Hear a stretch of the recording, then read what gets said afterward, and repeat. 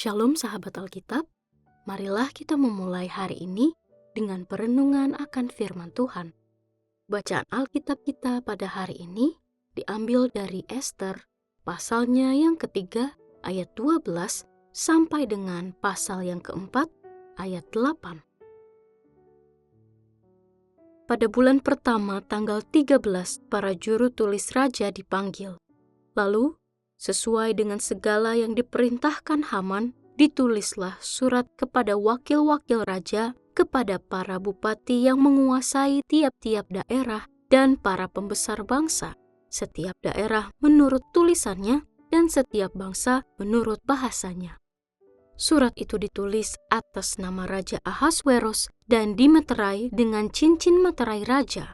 Surat-surat itu dikirim dengan perantaraan para kurir ke seluruh daerah kerajaan, supaya semua orang Yahudi dipunahkan, dibunuh, dan dibinasakan, dari yang muda sampai yang tua. Bahkan anak-anak dan perempuan-perempuan dalam satu hari, pada tanggal 13 bulan ke-12, bulan Adar, juga supaya harta milik mereka dirampas. Salinan surat itu harus dikeluarkan sebagai undang-undang ke setiap daerah, lalu diumumkan kepada semua bangsa supaya mereka bersiap-siap untuk hari itu. Para kurir berangkat dengan segera atas titah raja, dan undang-undang itu dikeluarkan di Puri Susan. Sementara itu, raja serta Haman duduk minum-minum, tetapi kota Susan menjadi gempar. Setelah mengetahui semua yang terjadi itu, Mordekai mengoyak pakaiannya serta memakai kain kabung dan abu. Kemudian ia keluar berjalan di tengah-tengah kota sambil menangis dengan nyaring dan pedih. Ia pergi hanya sampai di depan pintu gerbang istana raja, karena tak seorang pun boleh memasuki pintu gerbang istana raja dengan berpakaian kain kabung. Di setiap daerah, kemana titah dan undang-undang raja telah sampai, ada perkabungan yang besar di antara orang Yahudi, disertai puasa dan ratap tangis. Banyak orang membentangkan kain kabung dengan abu sebagai alas tempat tidurnya. Ketika dayang-dayang dan sida-sida Ester memberitahukan hal itu kepadanya, sangat risaulah hati ratu. Ia mengirim pakaian supaya dikenakan pada Mordekai, dan supaya kain kabung ditanggalkan darinya. Tetapi ia tidak menerimanya. Ester lalu memanggil Hattah, salah seorang sida-sida raja yang ditetapkan untuk melayani dia.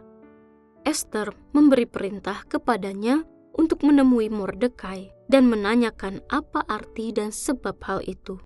Lalu keluarlah Hattah menemui Mordekai di lapangan kota yang di depan pintu gerbang istana raja.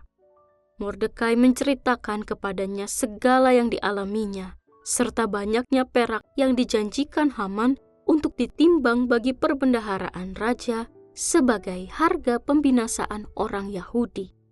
Salinan surat undang-undang yang dikeluarkan di Susan untuk memunahkan mereka, ia serahkan kepada Hattah untuk diperlihatkan dan diberitahukan kepada Ester. Hattah juga disuruh menyampaikan pesan kepada Ester supaya pergi menghadap raja untuk memohon kasih karunia-Nya dan membela bangsanya di hadapan baginda. Sahabat Alkitab, seringkali kita mengira bahwa duka, keresahan, bahkan ratapan kita adalah tanda kelemahan. Padahal, hal tersebut justru menandakan kejujuran kita sebagai manusia. Ratapan yang direfleksikan dengan sungguh bisa saja menjadi penggerak untuk berkarya. Hal tersebut seringkali terjadi saat kita meratap di hadapan ketidakadilan dan penindasan yang seringkali kita saksikan. Kekuatan untuk bergerak dan berkarya bisa saja datang dari hati yang sungguh-sungguh tersayat, melihat tangis orang lain karena ditindas oleh hal-hal tertentu yang melampaui kuasanya. Kisah Ester pasal yang ketiga, ayat 12 sampai pasal yang keempat, ayat 8, mengisahkan situasi krisis bagi bangsa Yahudi. Sebuah keputusan politik yang syarat kebencian dan ambisi pribadi mengancam keberadaan mereka. Dalam bagian ini, Haman berhasil mengeluarkan dekret yang ditulis atas nama Raja Ahasweros, memerintahkan pemusnahan seluruh orang Yahudi dalam 1 hari.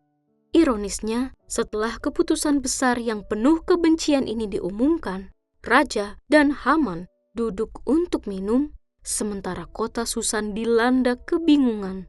Ini menunjukkan kontras yang tajam. Para pemegang kekuasaan merayakan keputusan mereka, sementara rakyat banyak dipenuhi ketakutan.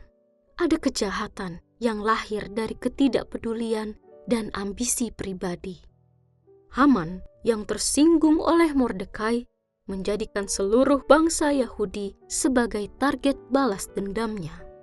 Sementara itu, Mordekai merespons dengan merobek pakaiannya, mengenakan kain kabung, dan duduk di tengah kota, menangis dengan nyaring. Tindakannya bukan hanya ungkapan duka pribadi, tetapi seruan profetis terhadap ketidakadilan yang terjadi. Ia memilih untuk meratap di tempat umum, menolak untuk berdiam diri.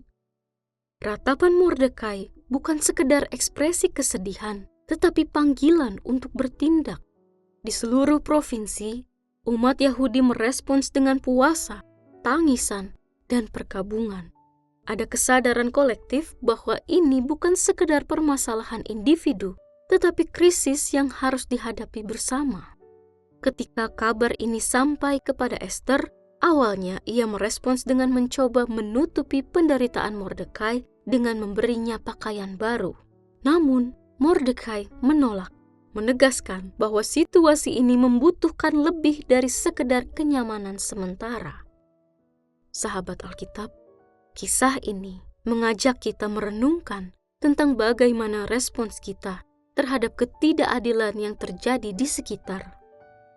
Pada masa kini, kebijakan yang merugikan masyarakat kecil, eksploitasi lingkungan, dan ketidakadilan sosial seringkali terjadi tanpa banyak perlawanan. Kisah ini menegur kita agar tidak menjadi penonton pasif, berani menyuarakan kebenaran meski beresiko, bersedia terlibat dalam gerakan kolektif, dan menguatkan empati sebagai sesama korban.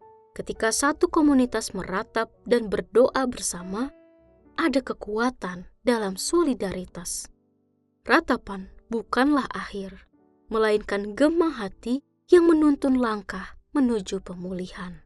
Kita dipanggil untuk tidak hanya menangisi keadaan, tetapi juga bertindak untuk mengubahnya. Mari kita berdoa. Tuhan Yesus yang penuh belas kasih, ajarilah kami ya Tuhan, untuk tidak tinggal diam di hadapan ketidakadilan. Jadikanlah ratapan kami bukan sekedar kesedihan, tetapi dorongan untuk bertindak dalam kebenaran dan kasih. Kuatkanlah kami dalam solidaritas dan bimbing langkah kami menuju pemulihan. Di dalam nama Tuhan Yesus, kami berdoa. Amin.